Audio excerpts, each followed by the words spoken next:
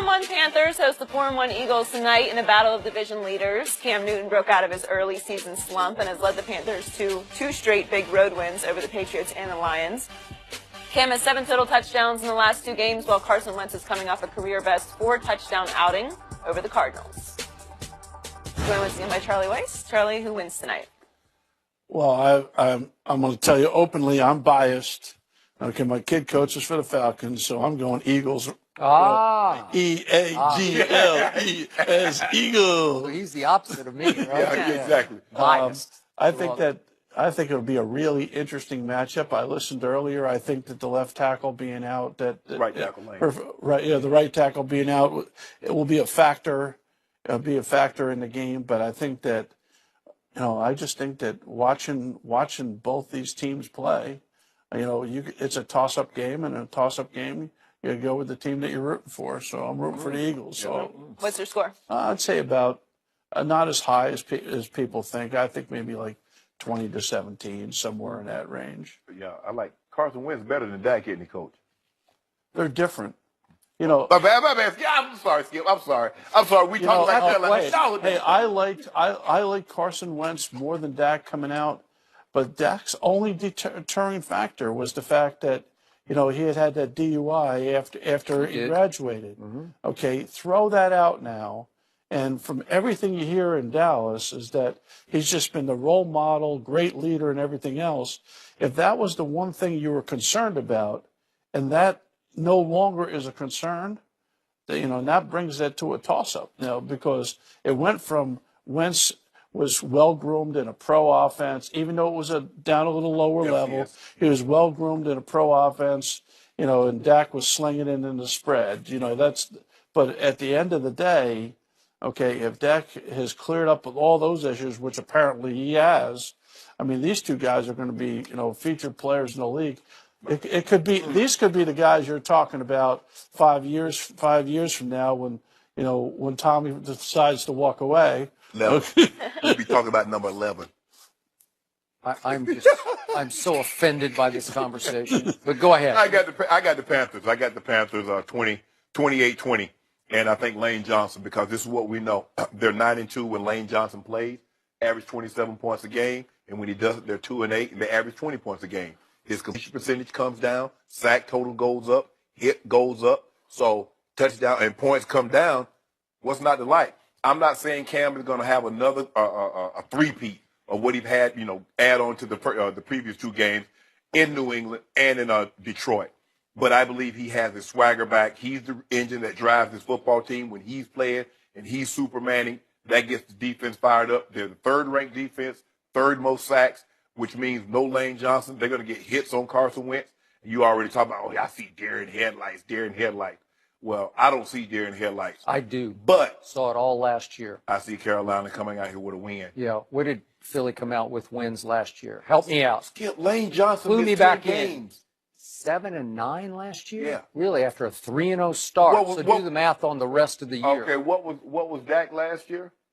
Won 11 games in 11 in a row. 13-3, and that there were only 2 real losses because the give-up game, the last game of the year, was at Philly. They just mailed it in. They already got in 5 games. They got as many losses that they had in 16. Now you got to remember now with Cam, Cam, you're coming off the injury. You don't play at all, and basically you don't play at all in preseason. So you're coming in. You start off the season. You're completely cold. Mm-hmm. Okay, and that's what he looked like. Right. Okay, the big question you have with Cam is things have gone pretty well for the last couple of weeks. They've gone pretty well. Pretty great. Oh, well, except for the fact that they almost blew the Lion game. Yeah. I mean, but he made a 3rd down throw that iced the game that was big time. The Lions got the ball back. Look, it was 27-10, and the Lions got the ball back with a chance. They had a chance. But he does that to just about everybody who comes to his house. He's really good at that. Stafford is. It'll just be interesting if things don't go well for him. If things don't go perfect, like all of a sudden he throws a couple of picks, and there's a pick 6 that goes the other way, or a big crucial turnover that happens in the game. Hey, I think Cam Newton is a hell of a football player, and I think that he's earned the right to be discussed as one of the better quarterbacks in the league. But that being said, things have gone pretty well for him the last couple of weeks. He's been the big reason why they've gone pretty well the last couple of weeks. But in a game like this, with two teams that are both on the rise football teams, I think that, it could go either way. So, because you broached the subject very quickly. What subject I broke? Dak Prescott was better than Carson Wentz all of last year, and he's been better than Carson Wentz this year, and Carson Wentz has had his moments. But he does not have the feel, the command, the poise, the playmaking ability that Dak Prescott consistently displays, especially in the clutch. Did you see him Period. End of story. Next question. Did you Now see we'll him move against on. Washington? Against Washington? You mean the opening game? Yes. Yeah, I saw Kirk Cousins get robbed by the worst call I've seen all year on the ball. No. He was passing Fumble. the football. It was not a Fumble! And what's the name? Picked it up. And Fletcher Cox. he ran it all the way back, and it made it 30-17. I thought Kirk Cousins was going to go win the game. He would have gone and won the Saved game. it for the Cowboys. Yeah. See, I think the fact that you're a Cowboy fan liking Dak is easy to do. Okay. Because he's Look at the numbers, but they just scream. He gives you plenty of reason to like him. He does. He gives you plenty of reason to like him. But I said, well, you have to look at these other guys. You have to say, this Wentz guy, there's not a question anymore about whether or not he's going to be a legitimate top-line player. Well, I don't know about top of the line, but he's not going to be better than Dak Prescott. And tonight, I'm going to predict it up front. And again, he doesn't have his right tackle. I give you that. He will be under fire tonight. He will try to do some things that he shouldn't try to do, and he will throw 2 interceptions this game that will be the difference. And I do not believe Cam will throw any interceptions. Yet we've seen one aberration game this year. If we go back 3 games to New Orleans' visit to Carolina, and again, this man thinks New Orleans not legit on defense. In fact, he called them historically bad on defense, and they went in and did a 34-13 number on Cam Newton because Cam threw 3 picks and New Orleans didn't turn the football over. That was the story of that game. And then right on schedule, he turns it right around and goes up to Tom Brady, and he outplayed Brady in his house. I don't know. Brady was. I don't know. I mean, those numbers, both quarterbacks, the quarterbacks weren't the issue in that game. Yeah. No, you're right. But then he goes to Matt Stafford's house and he did win the game. He held them off. He played phenomenal. He played phenomenal. Those were MVP caliber games. There's no doubt. Yeah. There's no doubt. So here we go. Is Philly for real? It comes down to, is New Orleans for real? And I believe they're a lot more for real than you do. So I'm going to throw that game out as the aberration. I say Carolina is that good. There's very little evidence to think that New Orleans defense is good enough to put on that performance that they. I don't know. But then they went to London, and again, the Dolphins are what 2-2. They have won 2 games, but they've won 2 games. They shut out the Dolphins. Yeah, but you're talking about Jay Cutler now. Oh, yeah! I mean, we're talking a whole different subject. See, thank you. Well, you know what? Jay Cutler's had a couple of good games. They have won 2 games. So to go shut out the Dolphins is some kind of an achievement. It's pro football. It's hard to do to shut somebody out. Am I right? No, with either on the team, it's not. It is.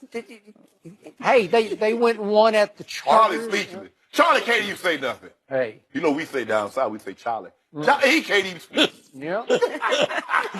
Hey, Jay Cutler is one of the better throwers of the football in the game. Oh no, he's one of the thrower of the game. Look, I've watched him play the last couple of weeks, and it doesn't look like a guy who wants to throw the ball down the field at all. Maybe he had retired in his head, and they came to him and said, "Hey, we'll give you. What did they pay him? 10 big ones." Yeah, and he said, "I don't know. Maybe I'll try this." Okay, give me 10 plus 3 in the Senate. You know, you would have done it. I can't leave you, Skip. Yes, I'm you never leaving you, Skip, baby. I'm never leaving Well, you. your heart would have been in it. I beg to differ. I think Shannon would sell out if they offered him that type of money. They say, where do I sign? Where do I sign? Hold my spot for it. I'm gonna shoot you a couple of these stacks when I come back. Oh yeah, I'll bet you. Yeah, and so you get hit for the first time, and you're gonna be like, Then I'll be back. Hey, Skip, I'm coming back. Is that shift still open for me? I forgot. I need that cushy gig again. Yeah. So my bottom line to this game is I'm a Cowboy fan, and I admit it, and I'm biased opposite of you. So I got Carolina winning 23-17. Well, tell Charlie what you did and how many other games you win. I've already gone down. I need them to lose to the Eagles. I need them to lose at home to Washington on Monday night. Denver is going to beat them at Philadelphia. Then they go to Seattle and go to the Rams. They're going to lose those games. My Cowboys will creep back up in the division. Well, I'm going with the figure that Shannon gave before that, or it might have been you, Skip, that they averaged 20 points with the right with the right tackle out. Well, that was the number I gave. I said they're going to score 20 points. I just said the other team's only going to score 17. That's all. That wasn't Shannon's stat. That was his researcher. Yeah, But it's okay. It's okay. That's me. We're a collaborative group. Yeah, Steve Owens. Yes. Yeah. Like Peaches and Hers. Yeah. Anthony Phipps. Charlie, thanks for joining us. All right, thank you. Antonio Cromartie joins us next. We'll be right back.